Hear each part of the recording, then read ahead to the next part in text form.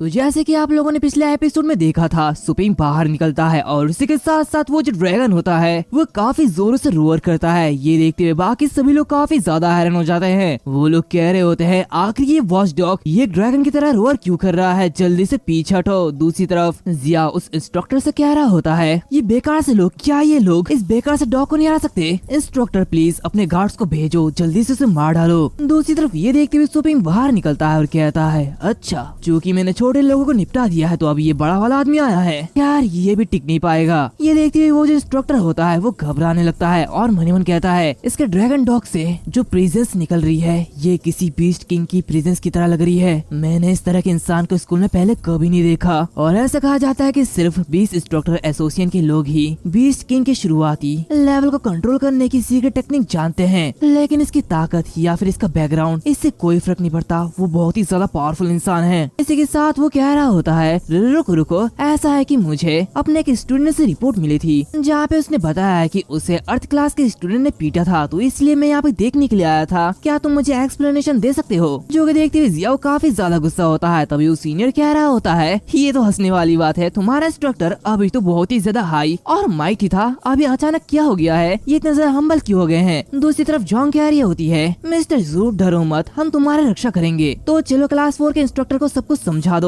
जो कि सुनते हुए वो जो आदमी होता है वो सबको समझाने लगता है। दूसरी तरफ जियाओ मनी मन कह रहा होता है इससे कोई फर्क नहीं पड़ता कि तुम इसे कैसे समझाते हो, ये बेकार है। हमारा जियाओ फैमिली हर साल स्कूल को बहुत ही ज्यादा पैसा देता है और इसी वजह से जरूर ये लोग मेरे साथ जस्टिस करेंगे। वैसे भी ये इंस्ट्रक्टर पहले अच्छे से बात कर रहा है लेकिन धीरे धीरे ये जवाबी हमला देगा। तभी वो देखता है कि इंस्ट्रक्टर कह रहे होते हैं हाँ ये बिल्कुल ठीक है, तो ये दोनों में भी मारपीट ये बिल्कुल फेयर है। ये देखते हुए जियाओ हैरान हो जाता है। तभी वो इंस्ट्रक्टर उससे कह रहे होते हैं तो तुमने मैच के बाद एक सीक्रेट अटैक करने का ट्राई किया, तुम्हें अभी माफी मांगनी होगी। ये देखते हुए जियाओ कहता है इंस्ट्रक्टर आप उनके लिए कैसे बोल सकते हैं, मैं तो आपका स्टूडेंट हूँ, आप मेरे साथ ऐसा नहीं कर सकते। तो वो इंस्ट्रक्टर कह रहे होते हैं ये मैटर बिल्कुल फेयरनेस और जस्टिस के लिए है, तो चाहे कुछ भी हो जाए इससे कोई भी फर्क नहीं पड़ता कि तुम स्टूडेंट हो या फिर नहीं। जो गलत है वो गलत है और जो सही है वो सही है, भले तुम कोई बड़े फैमिली से क्यों ना हो। जो गलती करेगा उसे माफी मांगनी ही होगी। माफी मांगने के अलावा जिन स्टूडेंट को पीटा गया था उनका मेडिकल खर्च भी जियाओ के जरिए पूरी तरीके से कवर की जाएगी। तो बताइए क्या आप इससे सेटिस्फाइड है? ये सुनते हुए जियाओ कह रहा होता है क्या ये सब क्या हो रहा है? तभी जोंग और मिस्टर जू कह रहे होते हैं इस समय कोई भी दिक्कत नहीं है, ये तो काफी अच्छी बात है। तभी वो सीनियर कह रहे होते हैं तो जियाओ क्या तुमने सुना, जल्दी से माफी मांगो। ये सुनते हुए जियाओ कह रहा होता है क्या क्या तुमने मेरा मजाक उड़ाया और तुम चाहते हो कि मैं तुमसे माफी मांगू? तो सीनियर कह रहा होता है हम सिर्फ ये बता रहे हैं कि तुमने क्या किया और तुम इसे अपना इंसल्ट मानते हो, ये बहुत ही बेकार है। तभी जियाओ कह रहा होता है ऐसी बातें मत करो, बस तुम मेरा इंतजार करो। क्योंकि इंस्ट्रक्टर इस छोटे से मामले में मेरी मदद करने को तैयार नहीं है, तब मैं सिर्फ अपने फैमिली पर भरोसा कर सकता हूँ। और इसी के साथ वो अपने साथियों को सिग्नल देते हुए उन्हें बुलाता है, जिससे कि उसके साथ ही यानी कि जिया फैमिली के गार्ड्स वहाँ पे आ जाते हैं और कहते हैं यंग मास्टर बताइए क्या हो गया है? तो जिया कह रहा होता है इन लोगों ने मेरा इंसल्ट किया। तभी वो एल्डर कुछ देखते हुए काफी ज्यादा हैरान हो जाता है और वो कह रहा होता है हवा में उड़ने वाली एबिलिटी और इन तीनों को पावर हाउस का टाइटल दिया गया है, आखिर ऐसा कैसे हो सकता है? दूसरी तरफ वो इंस्ट्रक्टर कह रहे होते हैं जब पॉसिबल हो तो उन्हें माफ कर दो, दूसरी पार्टी पहले से ही तुम्हें माफ करने के लिए तैयार है, इसके बारे में ठीक से सोचो। तो जिया कह रहा होता नहीं मैं इस इंसल्ट को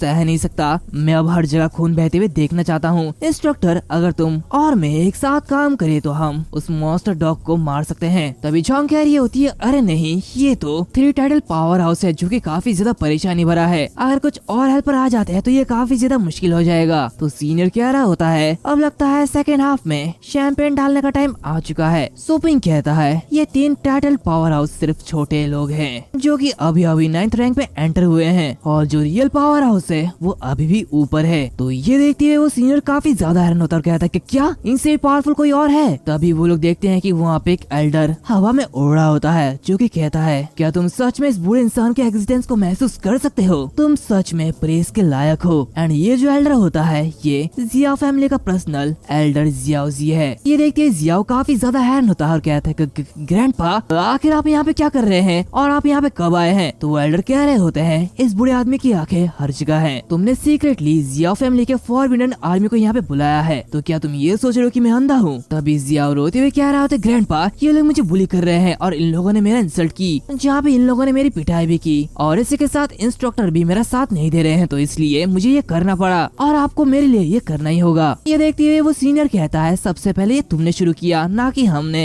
तभी सुप्रीम को एक सिस्टम नोटिफिकेशन आता है जहाँ पे उसे बताया जाता है कि उसके स्टोर पे एक थ्रेट आया हुआ है और अगर ऐसे चलता रहा तो उसका स्टोर तबाह हो जाएगा। जहाँ पे उसे क्विज भी दिया जाता है और उसे इस सिटी में अपना एक नाम बनाना है और इसके रिवॉर्ड के तौर पे उसे कूपन दिया जाएगा जहाँ एक दिन के लिए कियाओस स्पीड पूल में 50% छूट है। ये देखते हुए सुपिंग काफी ज्यादा हैरान होता है और मयून कहते हैं कि क्या एक कूपन इनक्यूबेशन के लिए। बट यार कियास पूल में हर बार यूज करने के लिए 1000 एनर्जी खर्च होती है, तो इससे मुझे काफी ज्यादा फायदा हो सकता है। हालांकि करंटली मेरी इनकम उतनी ज्यादा नहीं है, लेकिन फ्यूचर में ये मेरे लिए काफी अच्छा हो सकता है। तभी अचानक वो एल्डर अपनी पावर का यूज करता है और उनके ऊपर अपनी एस्ट्रल पावर पाल्म का अटैक कर देता है, जो कि देखते हुए सीनियर कहता है ये तो एस्ट्रल पावर पाल्म है। तभी वो एल्डर कहता है क्या तुम लोगों ने जिया फैमिली के मेंबर के साथ बदमाशी की है, अब मैं तुम्हें नहीं छोड़ूंगा। दूसरी तरफ जियाओ ये देखते हुए कह रहा होता है दादाजी ये तो काफी अच्छे हैं, जरूर वो इन लोगों को मार डालेंगे। वैसे भी वो एक जीनियस है जो कि बीस्ट टेमिंग और ब्रीडिंग में दोनों में ही 9 टियर में पहुंच चुके हैं। इसी के साथ 100 सालों से वो हमारे जियाओ फैमिली में सबसे ज्यादा स्ट्रॉन्गेस्ट है। दूसरी तरफ वो टीचर ये देखते हुए काफी ज्यादा घबरा जाते हैं और कहते हैं एल्डर पर प्लीज वेट करो, हमारी बात तो सुनो। तो एल्डर जियाओ कह रहे होते हैं नहीं,